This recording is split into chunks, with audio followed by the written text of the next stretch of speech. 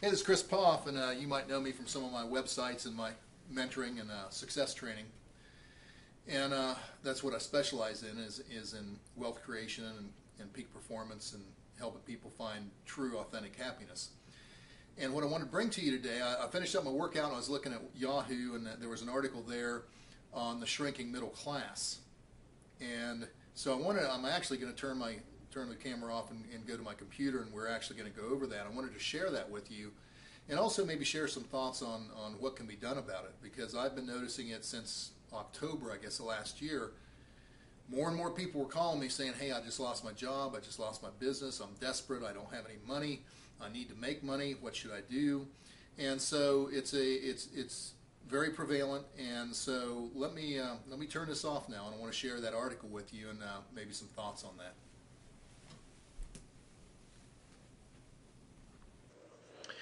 Okay, so now we're here back at my desk, and I've got the article pulled up.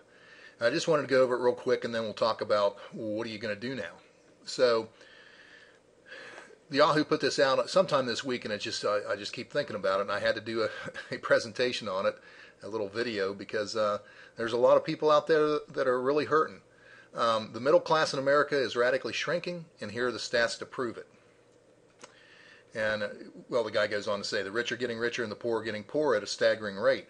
Once upon a time, the United States had the largest and most prosperous middle class in the history of the world, but now that is changing at a blinding pace. So why are we witnessing such fundamental changes? Well, the globalism and free trade that our politicians and business leaders insisted would be so good for us has had some rather nasty side effects.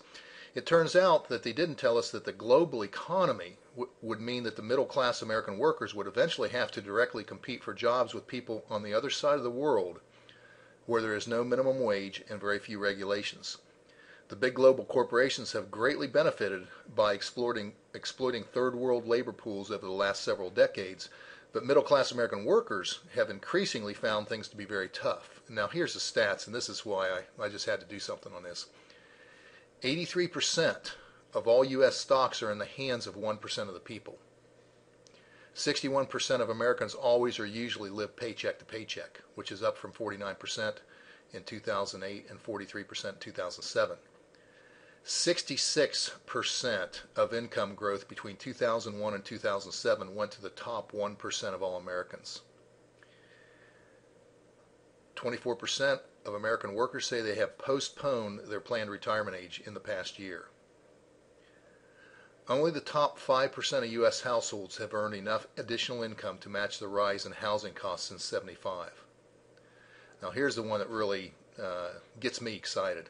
For the first time in U.S. history, banks own a greater share of residential housing net worth in the U.S. than all individual Americans put together. Now that's not only an outrage, but it's also downright scary. Anybody that thinks this hasn't been orchestrated, you get what you get if you're going to close your eyes and stick your head in the sand. As of 2007, the bottom 80% of American households held about 7% of the liquid financial assets. The bottom 50% of income earners in the United States now collectively own less than 1% of the nation's wealth. Average Wall Street bonuses for 2009 were up 17% when compared with 2008. In the U.S., the average federal worker now earns 60% more than the average worker in the private sector. What's wrong with that picture? The top 1% of U.S. households own nearly twice as much of America's corporate wealth as they did just 15 years ago.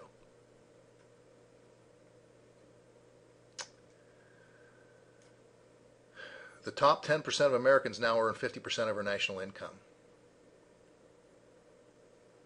So, and then he goes on to say, this is a giant sucking sound. The reality is that no matter how smart, how strong, how educated, or how hardworking American workers are, they just cannot compete with people who are desperate to put in 10 to 12 hours a day at less than $1 an hour.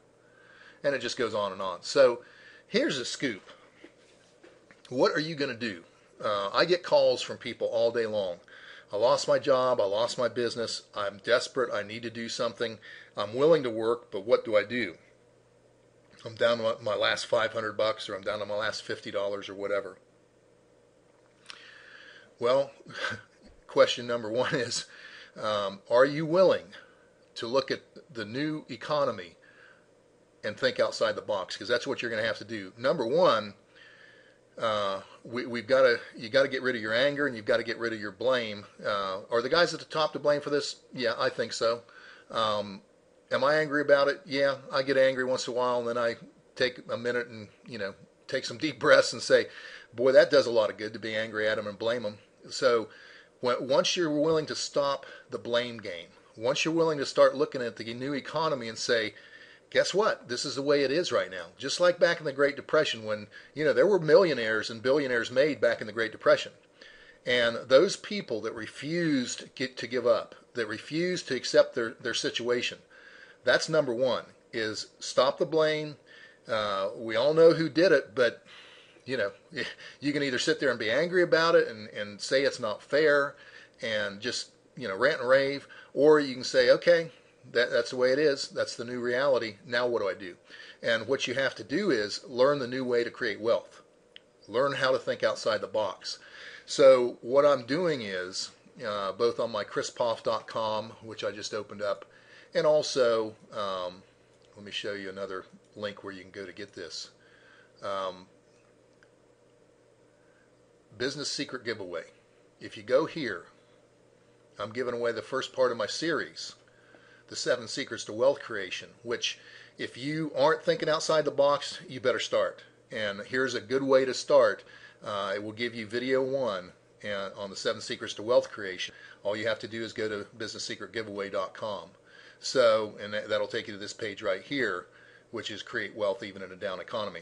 You can do it, but you have to, like I say, you have to take action, and you have to decide that even though this new economy, there's no playing field, there's no rules, the guys at the top are making up the rules as they go along. Okay, so that's reality. What are you going to do about it?